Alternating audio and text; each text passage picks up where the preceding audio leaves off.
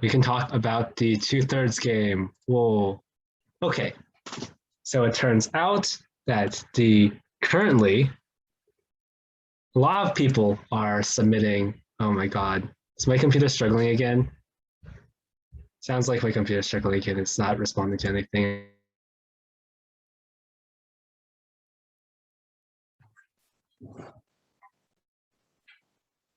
I don't hear him anymore. I'm doing.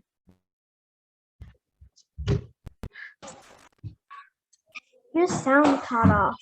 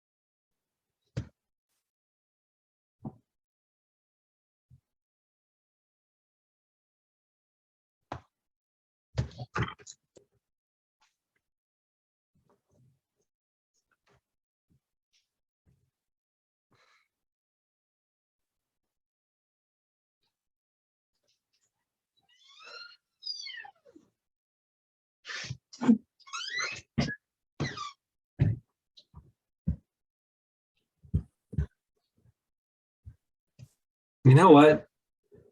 Okay.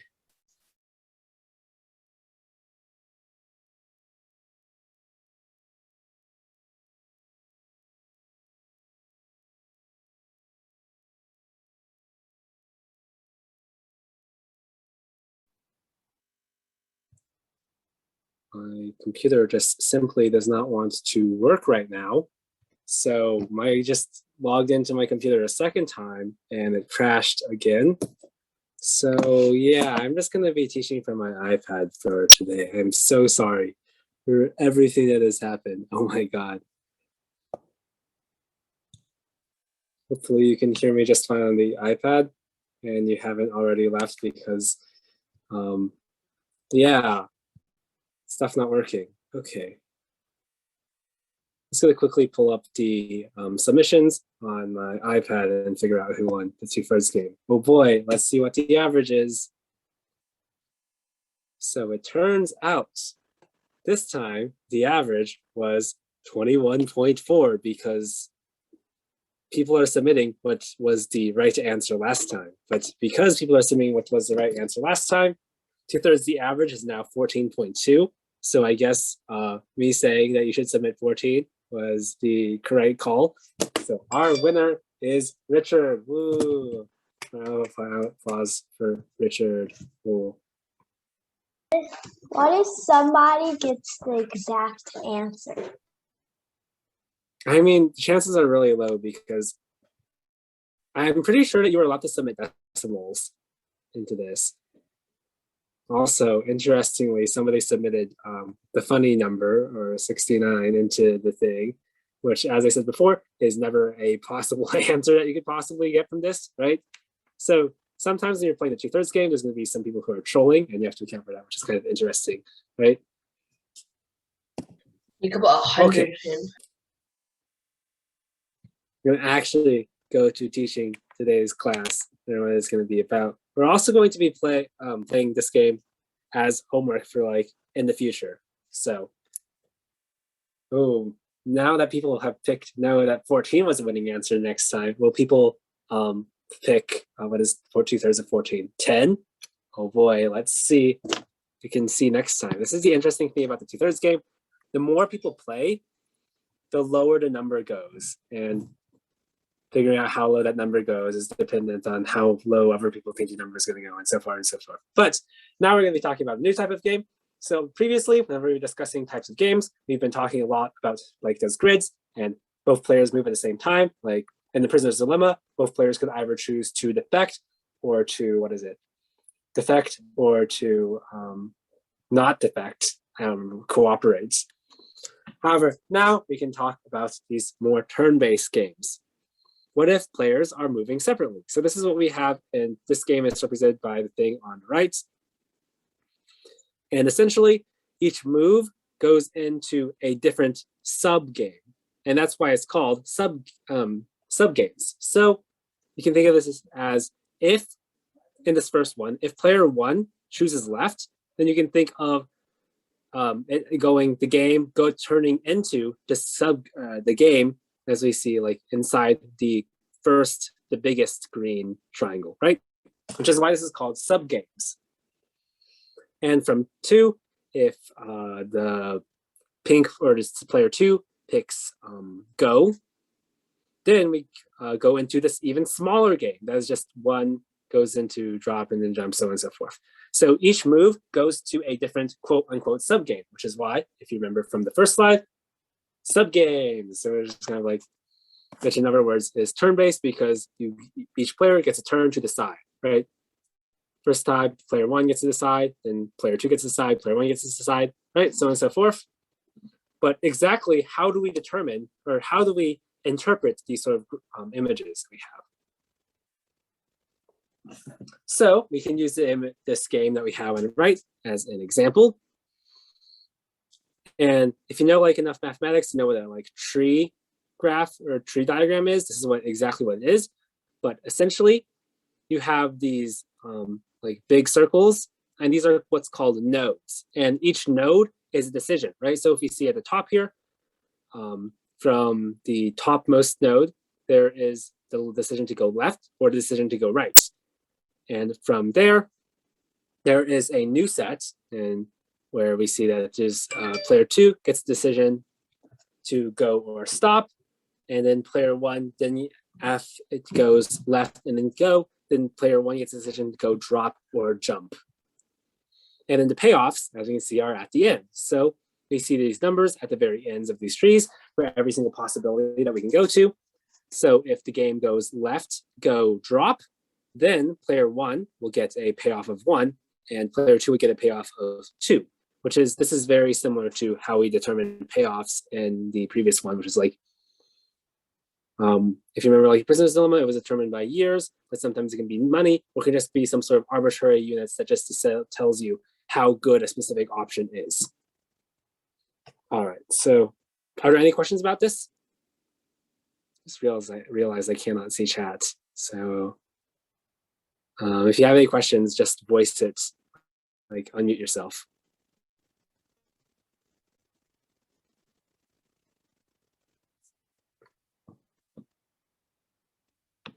All right, moving on. So now to introduce this sort of concept, we're going to look at this sort of game that we have here on the right. And the thing that we had in the previous slide, this was sort of a vertical tree, but now this is sort of horizontally, but it functions exactly the same. But in this case, at each of the green nodes, whatever person is in there gets to decide where to go. So either the buyer or the supplier, and they each get decisions. So we have a buyer. So in this case, we have a buyer and a seller determining some sort of strategy, and they each get a certain amount of money based on what they do.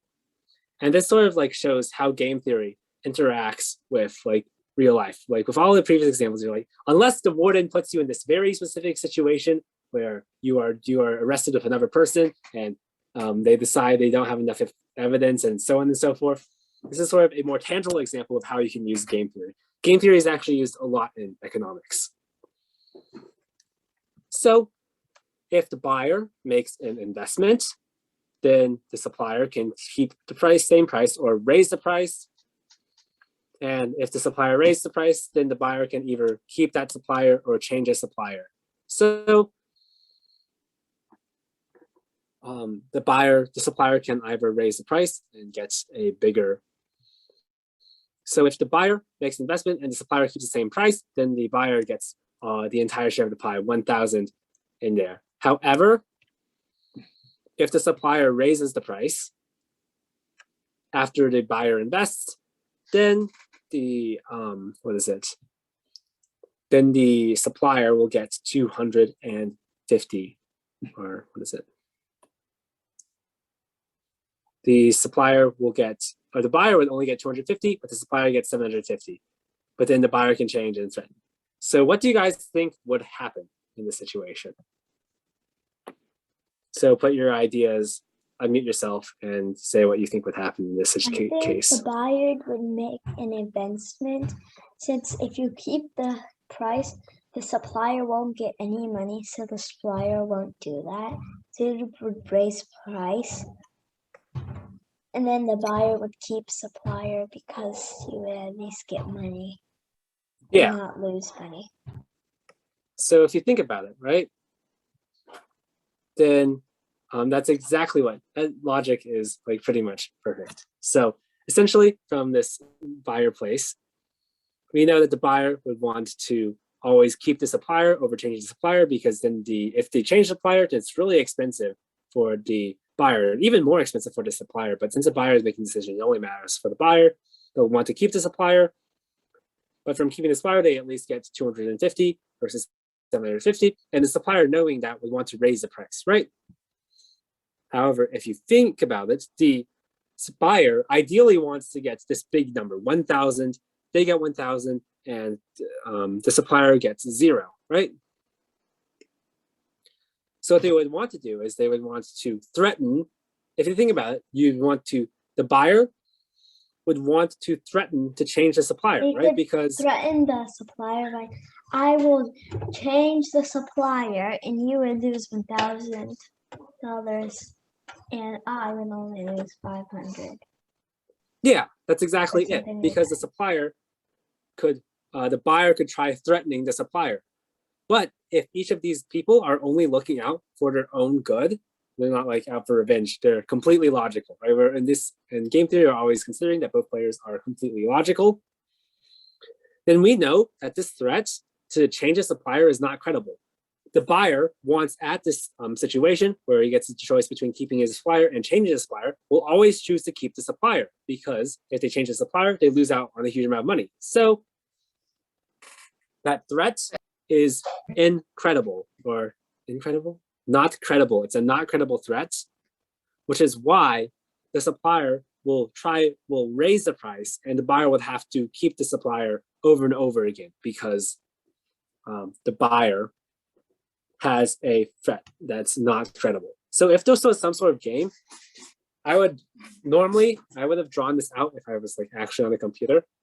But if this was a game that we did in like the previous things, that was about the supplier has a choice to keep the price and raise the price, and the buyer has a choice to keep the supplier and change the supplier, this game would actually have a Nash equilibrium at 1,000 because the buyer would be able to threaten the supplier with change supplier, right? Hey, how Because much Nash do you equilibrium. lose how much do you lose from changing suppliers if you were the buyer? The buyer loses 500 and the supplier loses 1,000, as you can see from those numbers at the bottom, right? Negative 500 and negative 1,000. Since the supplier's being stubborn, then you can make him lose $1,000 and regret it. Yeah, but that's not exactly a credible threat. Assuming that both people are like logical and working out for their own gain, the buyer would never choose to change a supplier rather than keep the supplier, because if they choose to change a supplier, it's really, really expensive because they lose $500. Well, right? So what this you is the could thing. do, you would want to be the supplier because you get more money than the buyer. Well, I guess, but it's not really about who gets more per se, but so we can see that this threat to change is not credible. And that's exactly what all of these sort of sub games are all about. They're all about determining what threats are credible and what threats are not that great. Okay, so that's sort of an intro. So let's go back to this game that we had right here. This was on the first slide. It was the example that I used to explain what these sub games do. So what exactly would you guys do in this game? So say it out loud what you guys would do, because I can't tell what you guys put in Zoom chat. Not do anything so you don't lose any money. I mean, if you look, most of these options aren't losing money. So I thought you meant the other one. and oh, well, not the other one, but this one. Let's look at this game that we have on screen right now. So if you are player 1, what would you do? If you were player 2, what would you do?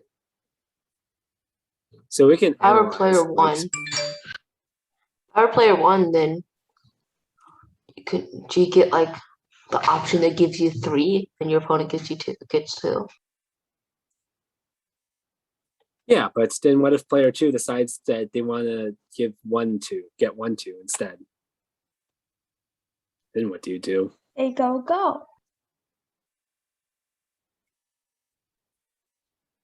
Right? Because player 2 can decide. If you were Player in 2 is indifferent between go and stop here, or in this area, right? I would probably want to be player 2. I mean, it's not like you get to Well, decide like because which if player you- you are, but Go on left, the player 2 could go stop, or well, stop is basic. So what they could do, if it was actually a race, you would probably never go left. okay. You would probably always go right if you're player 1.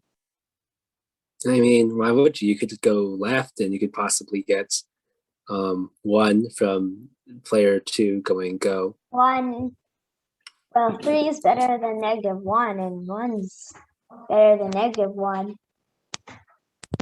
Okay. And So I feel like what you guys are all hinting at is like solving this game from the backwards and moving forwards, because we know from these past positions where exactly a player will go well in the future. So if we work backwards, then we know where the player will go in the future, so we can exactly determine what the payoffs are if some player does something in an earlier step, and then we can do that in an earlier step, and so on and so forth.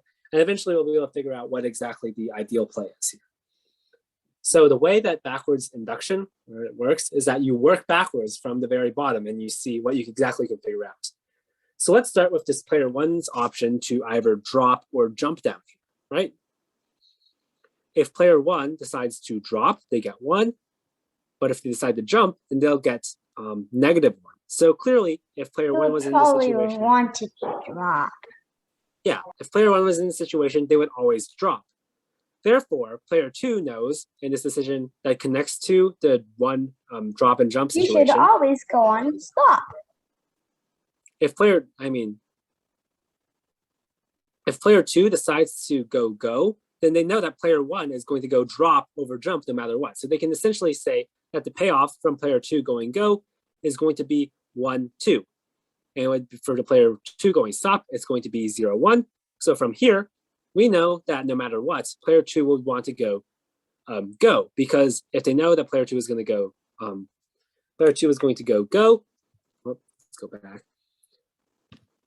Player 2 is going to go. So why don't you? Player 1 is going. It was a race. I mean, player number 1 would probably go right always. I mean, it's not like always you have to do better than the other person, right? Because if it was a race, you and some other person can both get something out of some value. While one of you guys might be better off, you guys still both got something, and thus will both find it like worthwhile. It makes sense that like you aren't necessarily just trying to do better than the other person, because if both of you guys are like, I don't know, let's say this is with money, and like you lose $100 and the other person loses $150, right? You would be better off than the other person, but it's still a pretty bad situation to be in. You would rather be $100 up and the other person being $150 up, right? Because 100 is still bigger than 150 or negative $100, even though in that situation you are doing worse than the other person. Does that make sense? Not everything is always about how well you are doing, or if you're doing better than the other person. All right, does that make sense? Okay. Explain like the last part. It's not always about doing better than the other person if you are doing like pretty terribly. Like right? the example. The example on the screen here.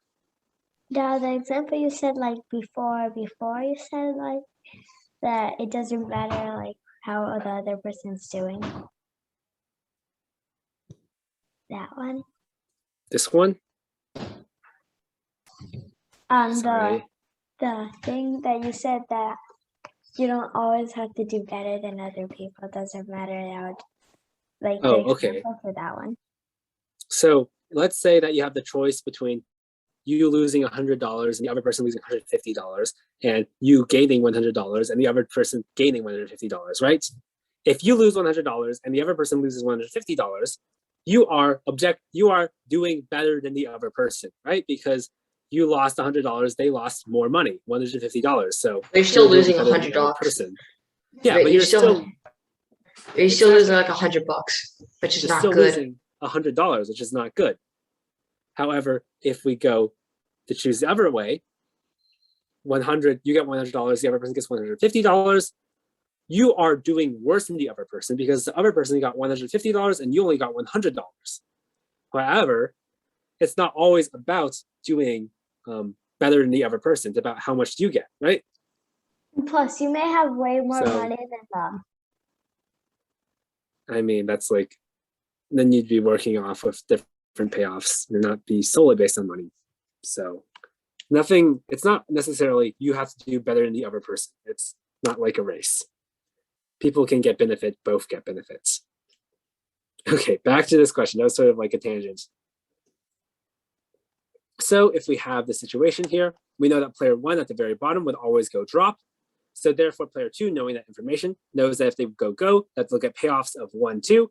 And if they go stop, they'll get payoffs of 0, 1. Therefore, they will always go because they know that the 2 that they get from going is bigger than the 1 they get from stopping. And this is backwards induction. You're slowly making your way backwards. Therefore, if player 1 in this first situation ever decides to go left, they know that player 2 will always go, and player 1 will always go. They will always then go drop, which means that they know that if they go left, the overall payoff will have to be 1, 2. And then we can consider this right side. He said this right side, that's player 2 can either go or stop. And in this case, both of these, right, this don't really matter to player 2. In both cases, player 2 will get a payoff of 2. This is kind of like, doesn't really care which way they go. However, at the top, we can see that if player 1 goes left, then player 1 will, no matter what, will get exactly 1. However, they go right, they have a chance of getting 3 if player 2 decides to be nice, right? So that's why player 1 will always decide to go right at the first situation. So this is exactly how we figure out these games. So player 1, we know that player 1 will go right, and player 2 will just decide between going and stopping on the next option. All right. So anybody have any questions about backward induction and how we can use it to determine future payoffs? Because the rest of this lecture is all going to be about using backward induction to figure out stuff that's interesting. If I was player 2, I would go when player 1 went right. I mean, that's like a personal decision, right? Because life is not always about doing necessarily better than the other. What if you want to like help the other person and you give them 3 instead of 1, right? So it's not necessarily about what the other person gets. Okay. Now let's talk about something slightly more complicated. So in this case, we have a dashed line, which is something new. And it signals that player 2 does not know what decision player 1 made. So essentially, player 1 will make a decision between A and B in the second node, or the second thing down, or the second thing to the right, right? So starting from the second thing to the right, player 1 has the option to go A or B. But then when player 2 is making their decision, they don't have any idea what player 1 did between A and B. So they'll be shooting in the dark between X and Y. They don't know whether player 1 decided to go up or A, or player 1 decided to go B. So this might be like, oh no, this sort of gets rid of backwards induction, because we could say that player 2 would want to prefer, well, not anything for the top one, but for the bottom one, that player 2 would want to prefer X over Y for the bottom case. However, we don't really know what's going to happen, right? Because what if player 1 decides to go the A route and player 2 doesn't know about it? So does anybody have any ideas on what we would do here?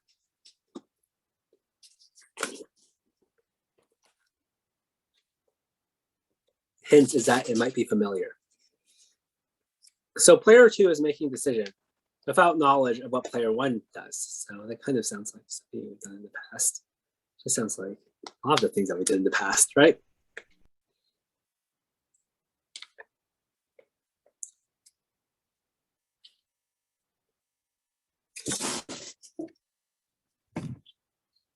Okay, so for the interest in time, so remember, if you guys like put anything in chat, I'm not going to be able to read it because I am on my iPad and I'm not exactly sure what super chat is on this. So I would we choose know X. that. I mean, how do you know you want to choose X? Because you go to the bottom or you go to the top. So the thing is, this is basically just the games that we've now analyzed previously, right? Because we know that player 2 is making a decision without player 1's knowledge, but on the other side, player 1 doesn't know what player 2 will do because that will be in the future. Therefore, this is sort of like the Prisoner's Dilemma game where people are deciding at the same time. I mean, it's not really at the same time, but people figure out that what the other person decides later. So this is exactly like Prisoner's Dilemma, so that we can just use what we've learned in the past. So if you like go through the solving of the game that we have here on the right, we can write out these options into a sort of matrix as we did in the past, right? Because if we go A and player 2 decides to go X, then we see we have the payoff 3-4, which is seen in the box on the right. Player 1 decides to go A, player 2 decides to go Y, we see the payoff 1-4, right? We can exactly solve these away. And if you work through this, we can determine that the only Nash equilibrium is 3-4. Therefore, that both players would want to play X and A. So given that, we know that back at this node, if player 1 were to go up, then we know that player 1 would then always want to go A and player 2 would always want to go X, because that is what we've determined from this Nash equilibrium from the past, right? Because we know how to figure out those games. Because player 1 knows that they'll always get 3, 4, then instead of going up, instead of going down, they will always go up because 3 is greater than 2. So are there any questions with this? Or any questions about this?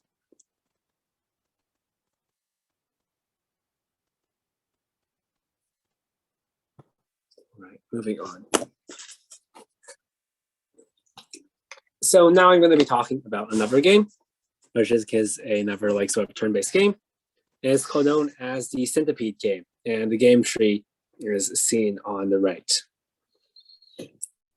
So essentially, if this was done with money, what you can think about this is that players have a choice of either passing, which will increase the amount of total money that each player will get, or they can take the money immediately, which gets them a bigger share.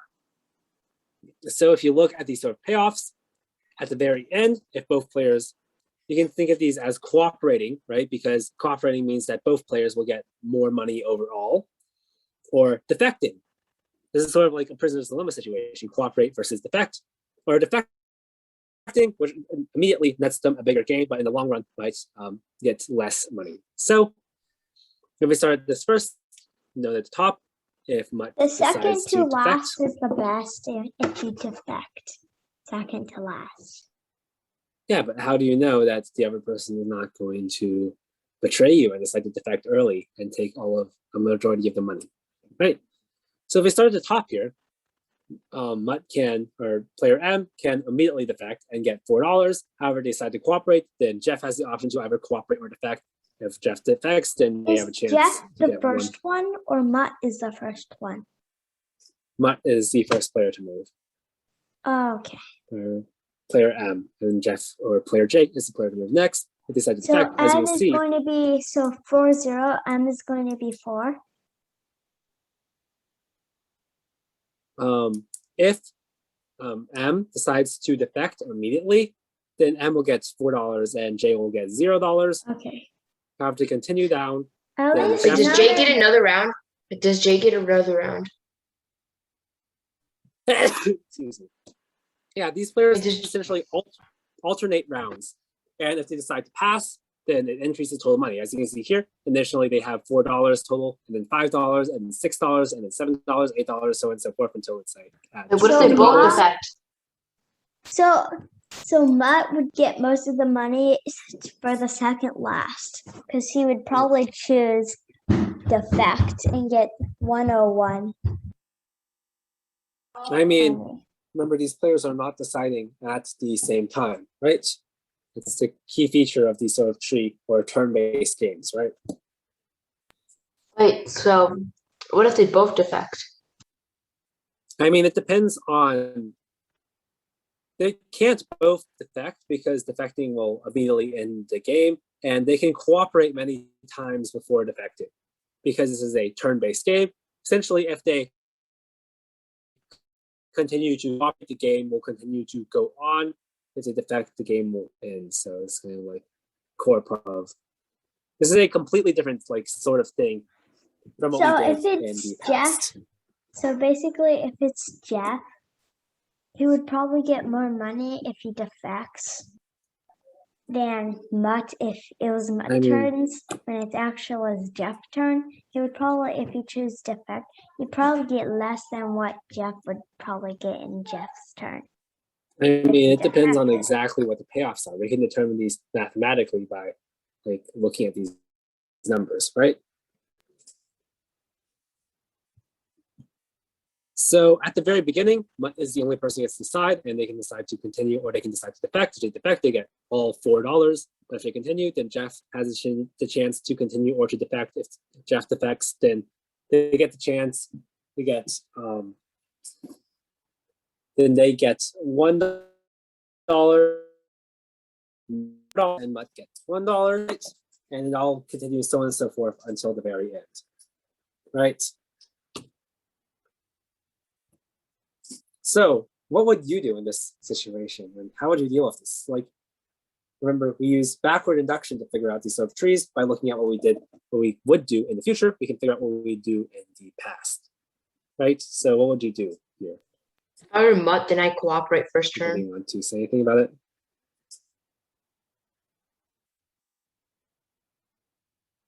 I mean, if you Well, cooperate, then what if you happens would if cooperate, then Jeff would probably defect you. And then he would get yeah, 4-1. what if Jeff defects immediately? Or they both are cooperators. And then Mutt would only get 1. Yeah, if they both cooperate, the game continues on. There's sort of like this chance of like continuing on. Yeah, like But 99 exactly how and would we 99. deal with this? Right? But the last one is basically not fair because it's 190. Second last game. Oh, like those numbers are like kind of misleading. So you should just ignore the numbers that are right by M and J. Those numbers don't mean anything really at all. It's kind of just really misleading. Yeah. Should be 100 and 100.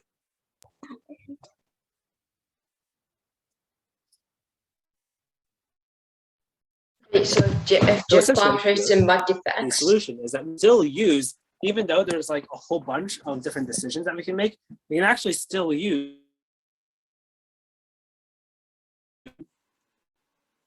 Jay or Jeff would always choose to defect because Jeff knows that getting 101 is better than getting 100.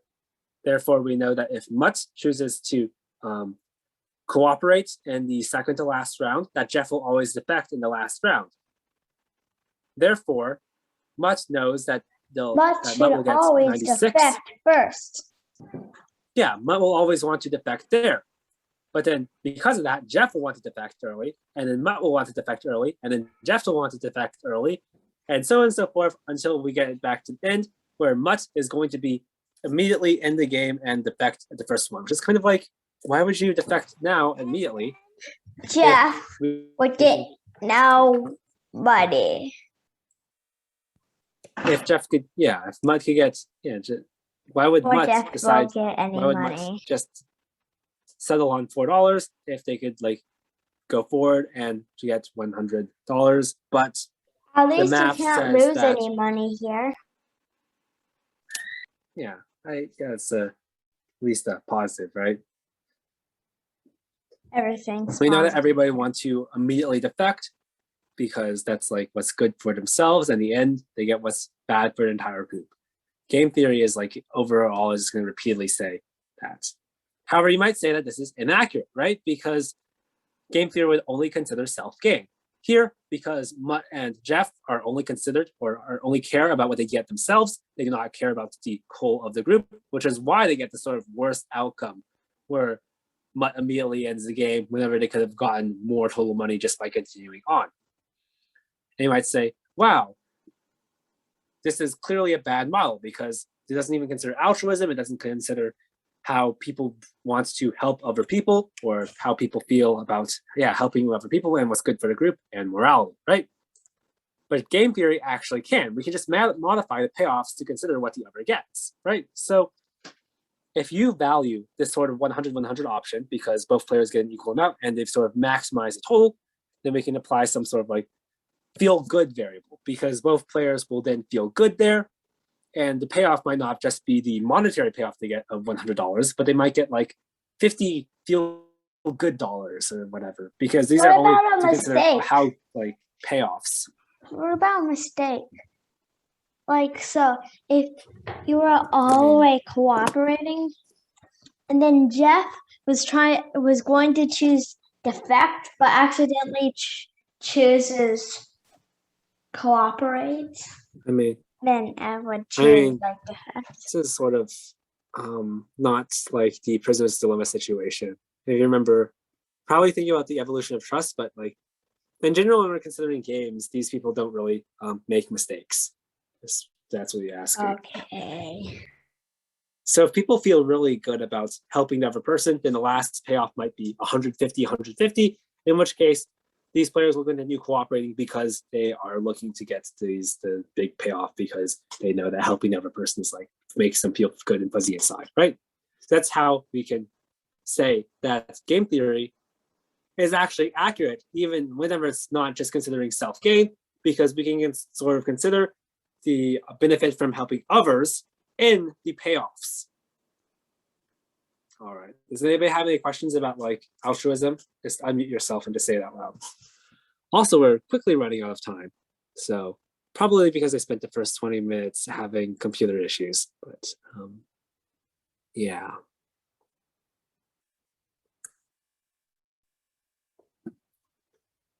All right, so this is probably gonna be the final example that we cover because there's only 4 minutes left of class, but essentially, let's consider this other game, which sort of tells you if it's better to have more options. And this game is called Burning Bridges.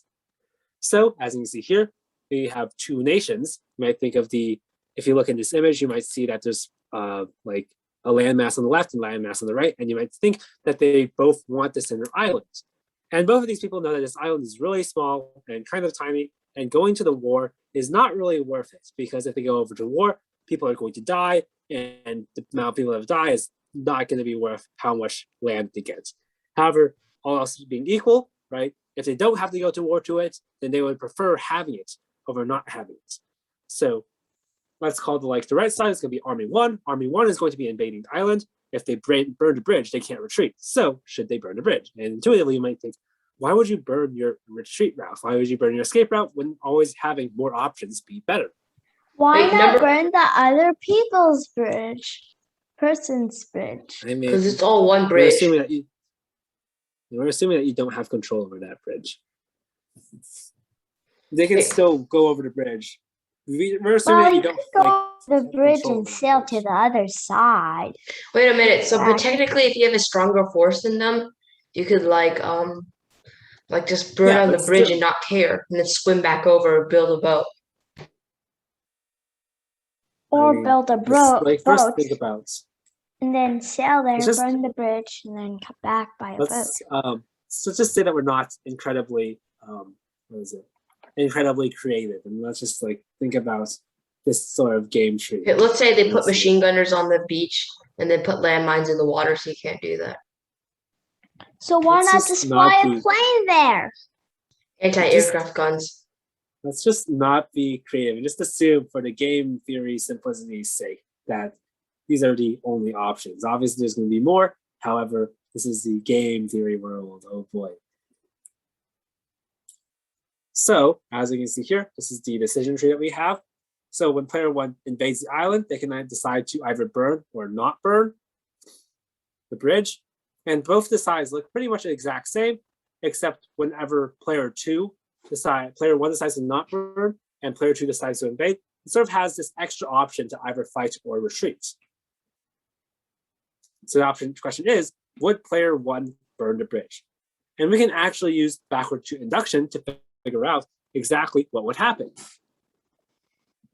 We know at the very bottom that player 1 would prefer to retreat over fighting, because if they fight, they get this -1 payoff. If they retreat, they get 0.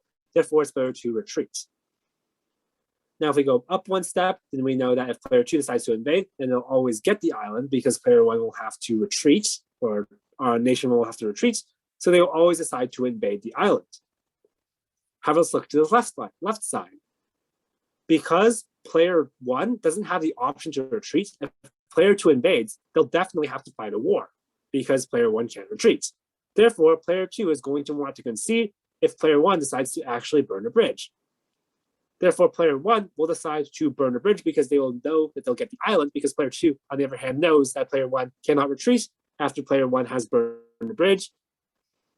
And So then how do those guys get back? What if they both burn their bridge? Yeah. I mean, where player 2 Don't is not people like know considering how to burning swim? bridges. I don't know. Well, this is the sort of game theory simplicity. We're just like not thinking too far. But in this case, it sort of shows that decreasing your options can sometimes be a good thing, because So if you threats. win it, if player 1 wins it, how do the other people who were on the land get back to their regular? I don't know. This is sort of like game theory simplicity, right? We're just going to assume that they'll eventually find a way to get So they back. just die on their land. I'm going to assume that they eventually find their way back to the mainland. They build a new bridge. So, yeah. The whole point of this is just But I thought they say they weren't creative. I mean, they aren't really creative. We're not really. So you could just considering send what a helicopter after. there. You could That is send a creative. helicopter there That is and then bring creative. them I back. don't know. The whole point of this is not like to say, whatever. Oh boy, we have to worry about whether burning bridges, how they're going to get back. The whole point of this is just to say that sometimes decreasing your options can be a good thing, because then the other player knows, you can actually credibly threaten things, right? Threaten the other person. All right. Commitment problems are Why not interesting. threaten the other country and say, if you go and invade,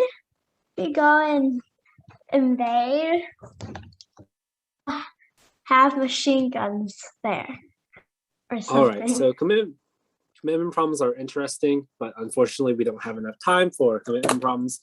So overall, I'm just going to end this lecture with this homework that you have. Oh boy, you have homework, and it is exactly the same as the previous homeworks. Whoa, or the previous slide, which is we have to play the 2/3 game again, this time with further knowledge of what people have been doing in the 2/3 game. You guys know that people last time they picked an average of 21, which means that this time, and the person who said 14 was the winner. So this time you might want to say 14, right? Because that was the winning number last time, assuming that everybody else plays the same number. However, if everybody else is playing 14, maybe you want to pick 10. Oh boy. But then if you know that everybody else is going to pick 10, maybe you want to pick 6 or you want to pick 7, right? And then So the you more will times also you play want this to game, the more- pick all the way to 1. Yeah, exactly. So optimally, everybody decides to play 1. However, that's kind of stupid because you know that not everybody is going to be playing exactly 1, and people aren't going to be playing like that, right? 2. So we're going to just play the 2/3 game again, this time with knowledge in the previous one, which was that the total average was 21 at 1, and 2/3 the average was 14, and 14 was the winning guess last time. Right? We've gone from 21 down to 14. So we're going to be doing this again. And that is all of your homework, and that's it for today's lecture. And you can see I've stopped screen sharing. So you'll definitely need to go. Feel free to head out if you did, unless you have any questions. Otherwise, see you next week.